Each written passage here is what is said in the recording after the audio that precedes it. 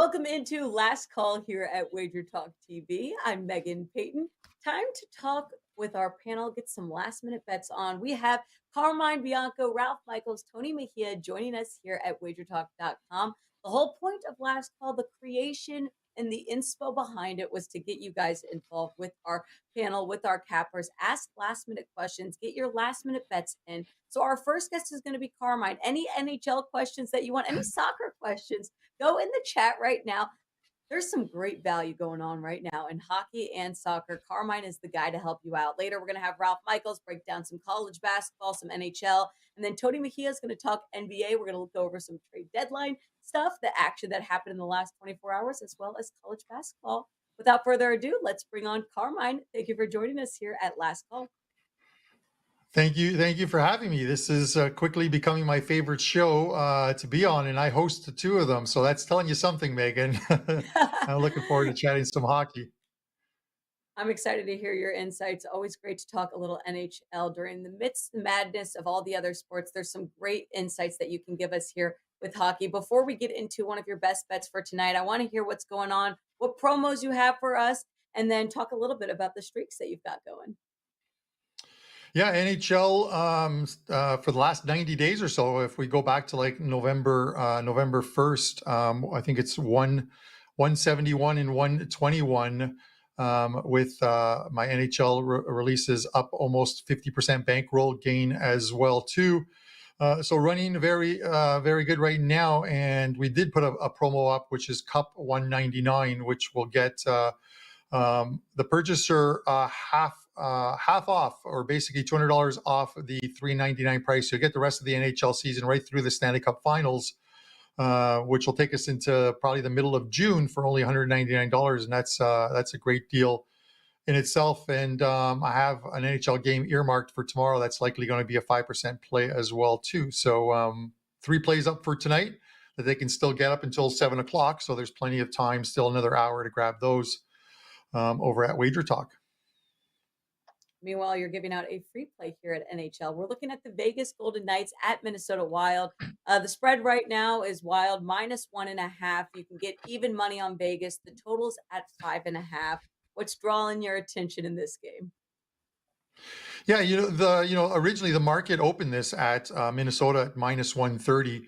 If you have a look at our live lines, which is always great to see the openers, and you can see the line movements throughout the day, and now across the board, you can find the prices are as low as 113 on Minnesota, which means that the money is coming in on Vegas. That 113, I think, is at circa. There's a couple 114s out there, and I think it's the right move. We talk about All-Star breaks sometimes, or any break in action, how it can affect the team. If you're a team that's on a very good run, getting to even a 5 or 6 day break can be detrimental to that streak. For Vegas, it's the complete opposite. Vegas went into the All-Star break on a 1-7 run. They weren't playing very good hockey. They weren't playing well defensively. And lo and behold, they come out of the All-Star break, and their first game in Nashville, they win 5-1. It was one of the best performances I've seen defensively from this team. I think at one point, Brian Leonard mentioned on today's Puck Time show, there was only about 13 or 14 shots on goal for Nashville, I think, if correct. But Vegas played great. Logan Thompson starts in goal tonight. They've had a day off since, and they catch a Minnesota Wild team that played last night, have come out of the All-Star break with 2 very unimpressive performances. They lost 3-2 in Arizona. They go down to Dallas, lose 4-1 last night. And that was a very physical game. And it's very tough. This is their 3rd game now in 4 nights, with travel in between, going to Arizona, then down to Dallas, now back home to Mini, and off a very physical game against the Dallas Stars. And now they've got Vegas waiting for them, and probably a Vegas team that are looking to string some wins together, because everyone in that Pacific division now is winning games. The Kraken are still doing well. The Edmonton Oilers have gone, I think, 8-0-1 their last 9. So it's a very competitive division, and Vegas doesn't want to drop any points. And then you look at some other numbers with regards to Minnesota. They've lost 2 straight. Off a loss, I normally say a very good team, a good marker of it, a very good team is their ability to win off a loss. Well, Minnesota is only 11-11 this season off a loss, and worse still is they're only 2-4 off of back-to-back losses, which is the situation they're in tonight. So they've lost three in a row, I think, on four different occasions this year, three or four different occasions, and I think it's going to be four tonight. I think Vegas at even money here is the right call. Carmine, I want to switch gears to soccer for a second because we talked a lot about this last show. But for those who haven't bet a ton on soccer, where do you start? Where are you finding the most value? Are you looking at like MLS? What's the best way to approach betting on soccer? No, the best for me thus far this year, I think, or even in years past, like I think since I started Wager Talk in 2015, I've only had, I think the pandemic year was probably my worst, my only losing soccer year. And we were doing games from Nicaragua and South Korea where every other league was off. So I'm partially to blame. I should have taken that pandemic year off as well, too. But number one, every other year at Wager Talk. And, as far as this season goes, Champions League, it restarts again on Tuesday. It's the knockout stages, which is great. There's, I guess, 16 pairings, and they'll play down to the finals, which is the middle of June. I've already loaded a play up at Wager Talk, a 5% play for next week in one of the games that I really do like. But since the competition started back in, I believe it was August of last year, number one at Wager Talk with all UEFA games, which is like the three competitions for the top clubs in Europe, which is the Champions League, the Europa League, and the Europa Conference League. And you can find some very good spots. Teams that played extremely well in the first few months. Normally, you'll find some teams that go off form, and the line just does not adjust to it. And there's quite a few of those coming up. So I'm just looking to take advantage of those. And because of the this competition, what happens is a lot of these teams that play on Tuesdays, Wednesdays, and Thursdays will actually rest players on the weekend. So you can now find value in going against them. I had posted a spreadsheet once of betting against teams that are in the Champions League in midweek. Betting against them on the weekend was a winning proposition. So it's finding the right angles on these. There are so many games across all of Europe that you've got to narrow them down. And I narrow it down to the five major leagues, and then from there, narrow it down even further to sort of specialize in a block of games and a block of teams. Well, we've got some love in the comments, Carmine. Carm is a football goat. I'm referring to the football that uses your feet. We also had some Vegas love for Logan Thompson in the comments earlier. Now, I want to ask you about a game on the slate tonight. Florida Panthers, San Jose Sharks. The total's at 7. That seems a bit high, but I don't know. When you're handicapping this, does this total feel a bit high to you? At 7, at 6.5, I like, and some 6.5s are popping up, but they're making you pay for it, which is the equivalent of maybe taking a 7 that the over 7 is even money, the under is juiced. The 6.5s on our Wager Talk live lines are in the minus 130 to 135 range, and usually the next tick up after that, it doesn't go to 140 or 145. It goes to 7 sort of flat and minus 120 in the under. This is based basically on the Sharks. I've been on a lot of Sharks overs in recent weeks. Their last 20 games, they've gone over the total 16 times with 2 losses and 2 pushes. They play a lot of offense and sacrifice defense. And then you've got a Florida team that came out of the All-Star break beating Tampa Bay 7-1, an impressive performance. And they need to start scoring and putting some wins together. So I don't blame the 7s, the people who want to bet the over. The one interesting thing I'll say about this, and Ralph Michaels gave us an image that we showed on Puck Time today, is going back to, I think, 2006, with a total of 7, the under hits at 64.2%, 34 and 23. So they may be high-scoring teams, but it doesn't mean that if the total is 7, it's going to go over. 64% of totals lined at 7 have gone under the total. So Ralph Michaels is coming on soon on this show. I want to thank him for putting that out there because I would have never guessed it was 64% unders when the total is 7. Carmine, you give us great insight here on NHL and soccer. Go make sure everyone to check out Carmine's promo. Use Cup199 to get the rest of his NHL season through the Stanley Cup. He's got a soccer 5% play up for next week. Carmine, we appreciate you being here with us on Thursday. Go enjoy the rest of your evening and go cash some bets. Thanks for having me on. We'll see you guys later. We'll continue our NHL talk. We're also going to get into some college basketball. Our next guest coming up is Ralph Michaels. So start getting your thinking caps on. If you got any more NHL questions, get them in there. Any college basketball, Ralph's your guy to answer it.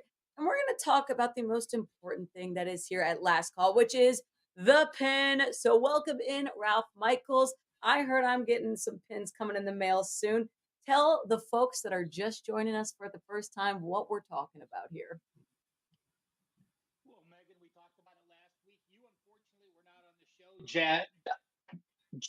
Joe. Hey, Ralph. We're going to pause you there for a second. No we're problem. losing you. Oh, I think now? We got you back. I think we're good. Yeah, okay. Keep going. Tell us. Okay, so start over. Meghan, a couple weeks ago, we talked about a pen giveaway on the show. Joe sat in for you last week, but anyone that reached out to me, I sent out. Anyone that watched Wager Talk today on Friday, I sent out pens. They went out Monday and Tuesday of this past week. So if you get them in the mail, make sure you tweet it out. And Meghan, next Thursday on the show, I expect you to pen up for me. Absolutely. And we had a whole debate on an NBA tip-off show a couple weeks ago about if you take notes on pens or if, like pens and paper, or if you're using technology. So get in the comments, let us know that. But more importantly, we've got to get into some bets going on. Before we break down some NHL and college basketball, tell us about what you have going on at WagerTalk.com. Well, I have a big NHL play. My NHL is very, very selective. But when I have a top-rated 5% NHL play, I've gone 15-3. And when I've had a top-rated 5% NHL total, a perfect 7-0 the past 15 months. This is a 5% NHL total. Get it now, WagerTalk.com.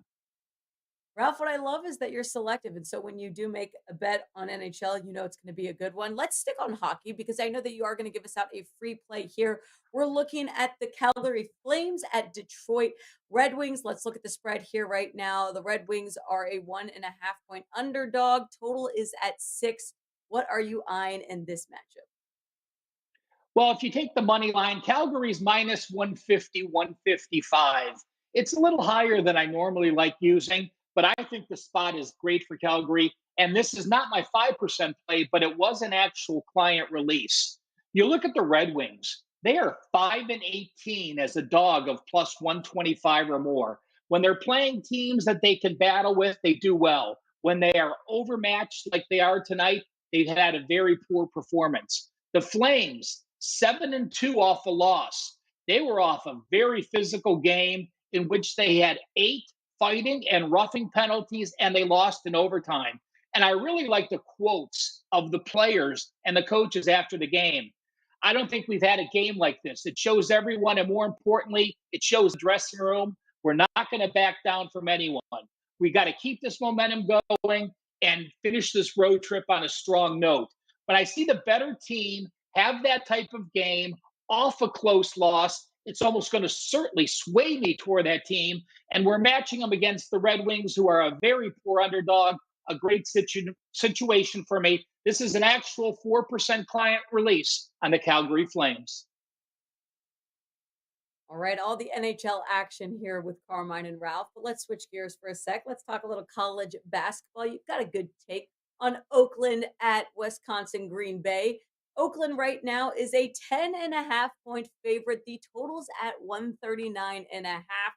What are you thinking in this one, Ralph? Well, Meghan, as you know, for those that watch Bet on It and my TNA segments, I want to do more than just give out a best bet.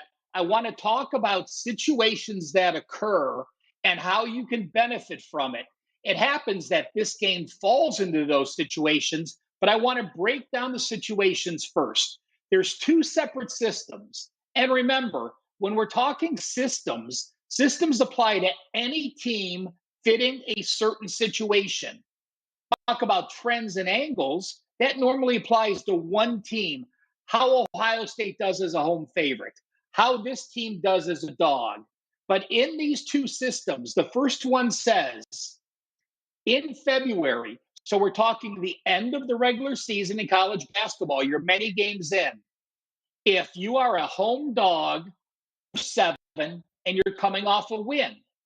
So in the year, an overmatched team if you're getting 7 points at home, but Green Bay was off a win. Those teams have gone 81 and 53.4%. Three teams apply tonight. St. Thomas plus the points against Oral Roberts, Green Bay plus the points against Oakland, and Pepperdine plus the points against BYU. What else I like about this game, Oakland has not been a good favorite. They're only 10 and 15 on the year. They're only 2 and 5 on a favorite. And now they're laying this many points on the road. Wisconsin, Green Bay, boy, it looked like they won the national championship after winning that game. This team was 2 and 23 before that win. So they are one of the ugliest teams. But they fired their coach a week and a half ago. They have an interim coach. They have some new life. The second system that applies, there is some carryover, but it's a little different situation. You have a win percentage under 20%, game 18 on, and you're off a win. So again, if you have a win percentage of under 20%, we're over halfway through the season, we know you suck. Yes. But the key is you're off a previous win and game number 18 on. This system is 65.1%. Green Bay applies tonight. And I will tell you on Saturday, Monmouth applies against Hofstra. And on Sunday, Evansville applies against Missouri State. So I not only do I have Green Bay in the first system at 64%, Green Bay in the second system at 65%. I like the situation of the interim coach and the exciting win that they had. So Green Bay is an actual client release of mine tonight as well. Well, Ralph, I'm going to dive more into some market and some trends because this is what we love investigating and getting your thoughts on. But I'm reminding the chat right now for either Ralph or Tony Mejia, they can take any college basketball, NBA questions. By the way, we have the Super Bowl on Sunday. So any questions you want to get in for your Super Bowl prop market or sides, make sure you guys get in the comments right now and ask Ralph and Tony. But you sent over a fun graphic earlier, Ralph, to us, and it was the NBA winning home dogs. And this was kind of a really cool chart that explained month by month trends that were happening. I want you to kind of walk the audience through what that is and explain to them how you read something like this and how it affects the way that you're handicapping. What you need to remember is this. It doesn't apply to any game tonight. But again, I'm not worried about giving you a play for today. I want you a betting handicapper. So this was a question someone reached out to me on Twitter. If you ever have a question you want answered, reach out at CalSportsLV, and I'll try to answer. Someone asked me about NBA winning home dogs by month. So with the chart, I broke down October, November, December, January, February, March, and April, and took when a team has a winning record. That just means one game over 500. So if you're over 50%, you're a winning team. And you'll see that early in the year, in October, November, and December, all 3 months, when you're a team home underdog with a winning record, you have a positive ATS record to the tune of 56.7%. But when you get later in the year, the second half of the season, January, February, March, April, in the regular season, you'll find that teams that have a winning record that are a home dog have only gone 42.8%. So the question is this an anomaly or does it make sense? I'm going to be interested in hearing Tony's NBA guru opinion in a minute, but to me, it makes perfect sense. Early in the year, teams have records. Teams get hot, teams get cold. When you're into January, for a winning team to be a home dog, you have to be playing a superior foe, you have to be in an incredible funk, or perhaps you have injury issues. So, a chart to look at, you're not going to base a play on it, but certainly later in the year, it can make you decide if a play is worth betting or not. And again, the situation says after the first of the year, when a winning team is a home dog, that is a fade situation. Well, it might be worth anyone who's watching right now, go rewind a bit, take a screenshot of that chart so you can reference it later in the season. Ralph, we appreciate all the trends. I'm going to throw more at you because we're talking NHL, college basketball, NBA. Guess what? Sunday, the Super Bowl. And Theo Green has a question for you. Ralph, what do you think about the over under for the Super Bowl? Thanks. Right now, it's still at 50.5. I'm on the under. What's your thought? Part of me is on the over, part of me is on the under. So let's see. If I were Steve Merrill, I'd be holding up my Swiss Miss thing saying I'm being neutral. Listen, the Super Bowl's fun. Everyone bets on it. But to be honest with you, if the Super Bowl were being played on a normal Sunday, I would not have a play on the total. I'm not going to force a play just because we have one game on the Super Bowl. So to me, it's just another game. Yes, I did give out a release. I leaned with Philadelphia. I gave out some prop plays, but I'm not going to force a play or have a big play just because it's the Super Bowl. To me, anytime I have an isolated game like a Monday night, a Thursday night, when we get to the playoffs, my system is this. I handicap the game. If it were one of my top 3 or 4 plays on a regular Sunday card, I will use that isolated game. If it's not, I'm not going to force a play just to try to get some sales.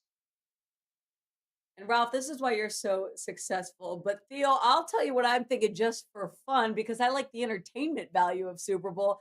My thought process is if you're leaning Philly, go under because the run game is going to be going and you're going to be seeing more of a slower pace game. That means that they're going to be stopping Patrick Mahomes and the Chiefs. But if you like the Chiefs, maybe take the over. There's going to be more touchdowns through the air. That's just my fun little thought on the Super Bowl. But Ralph Michaels, you are one of the best in the business. We are so appreciative of you going through each sport. NHL 5% play up 7-0 every time Ralph Michaels has done a 5% play for NHL. Thank you so much for joining us here at Wager Talk TV for our new episode of Last Call. Alrighty. Up next, we're going to be bringing in Tony Mejia to talk some NBA. It's been a while, the last 48 hours, maybe even longer in the NBA. It's always funny how Super Bowl and trade deadline for the NBA timeout. So there just seems to be a lot going on. And this is going to be a great question for us to come to with Tony Mejia later. We've got Vegas in the chat asking about how the futures markets drastically changed due to the trades that happened over the last couple of days. But Tony Mejia, welcome into Last Call. Thank you for joining us here on Thursday. How are you doing this afternoon? Hi, Megan. I'm doing great. Always a pleasure to see you. Hope I saw you were on Radio Row, so hopefully it's been a fun weekend or fun week. Absolutely. Now, it's absolutely been a fun week. It's crazy here in Arizona, but we cannot forget about basketball because you blink and you miss something. What do you have going on up at WagerTalk.com before we start promoting and getting into some of your best bets that you're looking at this evening? Well, I'll preview that I'll have a 5% play up tomorrow in the NBA, looking to take advantage of some roster adjustments in the league. I've got over 150 units since I joined Wager Talk on 5% plays. That's really what I've done best. I've got 2 4% play laden packages on one on NBA, one on college hoops tonight, and a Super Bowl play, a 4% play on the outcome of the event that you are going to be at.